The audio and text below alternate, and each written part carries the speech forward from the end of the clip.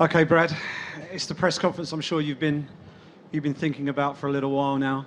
It didn't go your way. You were 1 minute away, potentially from winning that comeback fight, and it just didn't quite go your way for you. What are the overriding emotions now you know that you've laid your hat down in the octagon and walked away from that cage for the final time? It just shows basically I made the right decision before going into this fight. I was winning the fight for 14 minutes and then I got a head kick where, to be honest, the younger me would have chewed that up and just carried on going, but, so it's definitely the right decision. Obviously, it's not the fairy tale ending that myself and probably everybody else had wanted. I think everyone in there was rooting for me to win, apart from Marlon and his corner, so, but I'm happy for him, he gets to feed these kids and yeah. Talk to us about the walkout, because it's a little bit special. Your walkout is always special to the British fans, but we could see on the screens back here that you were trying to take it in, but also it looked like emotion was just getting the better of you as you made it to the cage there. Yeah, this whole week has been just crazy emotion, like whatever I had throughout my career, tenfold. It's been really the support I've got from the press, the fans, the staff. It's just been mind blowing, and I'm forever grateful for this sport and the UFC to give me a platform to, when I first started fighting, I fought in Portsmouth Pier for I didn't even get paid. I got a free table for my friends to watch me fight. I never thought in a million years this sport would be where it is today. Well, actually, I did. I knew the sport would be great, but I didn't think in my career or even my lifetime that we'd be where we are today with this sport. It's been amazing, and it's been an absolute roller coaster. For me and my fans. It's not easy being a Pickett supporter, I tell you. And as you walk away from the sport from a competition standpoint, what will be the abiding memories that you take? And when you bring up your young family and you start to tell tales of when Dad used to step in the octagon and fight, what will be those standout moments that you look back on with particular pride? Well, just the way I fight, like I did tonight. I go out on my shield. I could have played it really safe in that third round. I knew I won the first 2 rounds. I could have just tried to get a takedown and lay on top of him. But like I always do, I live by the sword, die by the sword, and yeah, I did do that for the fans, and not anymore, but but yeah. Pickett, just talk a little bit. You said how emotional the run-up to this fight was for you. You shared your time at ATT with some of the new wave of British fighters. Just talk about, what that experience was like, and how emotional was it for you to say goodbye to the guys at ATT? It's emotional for me to say goodbye to just the sport in general. Like I say, I love this sport. It's helped me provide for my family for many years. But I've left the sport in a really, really good spot. You just saw tonight some great young talent, Arnold Allen, and Mark Diakese, 2 studs, and Jimmy Manawa tonight, headlining. And when the UK MMA scene is in a great place, and if I've been some sort of part of it throughout my career, I'm happy, And what will you do now in your retired life? Do you want to stay part of the sport in some way? This sport's my life. I'd love to stay in part with this sport, into what degree. One of my passions is to open my own gym in South London and pass my knowledge on to the young, inspiring athletes. And also, I love this company, so I don't know, I'll maybe speak to the right people and see if there's somewhere. I just love this sport. This sport's my life, and I would definitely not leave this sport. So, yeah, I take a little bit of time to reflect yeah. I run my own fight promotion as well, because I think I owe it to myself and the sport in general to feed back. So I have my own show called Rise of Champions. I'll concentrate a bit more on that now, which I've had to put on a bit of hold because I've been in back-to-back fights. So now I have a lot more time on my hands, So I do that. I run a podcast as well called the One Punch Podcast with Brian Lacey. And yeah, I do other things. I coach a thing called Winter Warrior, which left the finale tomorrow, so I'm going to go to that. Yeah, so I've got a lot of things going on. And keeping myself busy, but literally everything's to do with this sport. Any regrets? Zero regrets. I'm not one of those. I always look forward. You know, I don't dwell on the past. You know, woulda, shoulda, coulda. You know, I've done everything I could in my career to try and be number one in the world, and that was my decision going into tonight. The reason I decided to hang up my gloves, even if I won tonight, I would have hang up anyway. It's because I've gone as far as I can with the sport, and I'm not here just to make up the numbers, you know. And I can see myself going down in rankings. So then I was like, oh, it's time for me to go, you know. And yeah, and like you saw tonight, I was winning the fight and ended up losing. So it's definitely the right decision.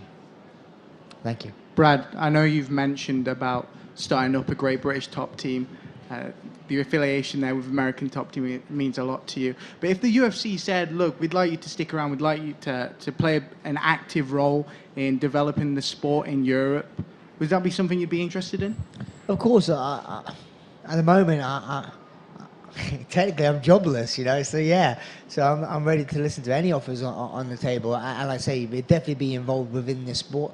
I love this sport, and I owe a lot to this sport, I keep saying. And yeah, so like, yeah, I'm just going to take a bit of time to chill out.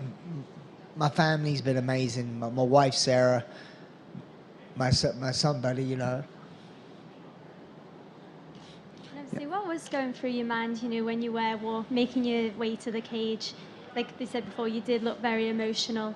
You know, is it something in the future that you hope you will come back and become a fight analyst? Sorry, could you start again? So I was just saying, like obviously Andreas was saying before, so you would definitely think about becoming a future fight analyst and working with the UFC? I mean, I was saying, the UFC has been the best organization in the world by far, in the best sport in the world by far. You know, like I played many sports growing up, and for me, this is the best sport. If you want to challenge yourself, you know, this is the best sport to do. You know, I've been in team sports, and you could be the best player on the pitch and lose a game. You could be the worst player and win a game. This one is all down to you. And yeah, it's the biggest challenge, and I've always loved the challenge, you know. And like I said, the UFC, Zuffa going from Reed Harris in the WEC with Sean Shelby going into the UFC with Dana White and the fatigue, you know, they've been amazing to work with, and everyone. I mean, I get on with everyone, the press, you know, the backstage staff in the UFC. It's always been great, you know. I love everyone, you know. So yeah. And looking back on your career, what has been your favourite moment? There's a few things, as in like, when I started traveling the world, fighting, you know, I thought there's some cool things. I remember fighting in the beach in Bodog, you know, in Costa Rica. That was great, you know. I mean, as soon as I started traveling, I wanted to fight in Vegas, being the fight capital of the world, and Zuffa gave me that chance, signed me to the WC, and I made my debut there. And I won by a proving necktie.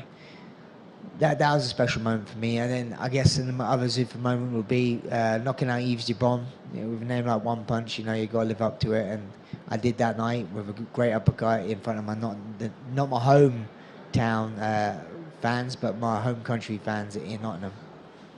Thank you. So, Brad, and you talk about giving back to the new generation. If you look back in your career, what is like, if you have to pick, what is that one piece of advice that you should give like new up-and-coming fighters? Yeah,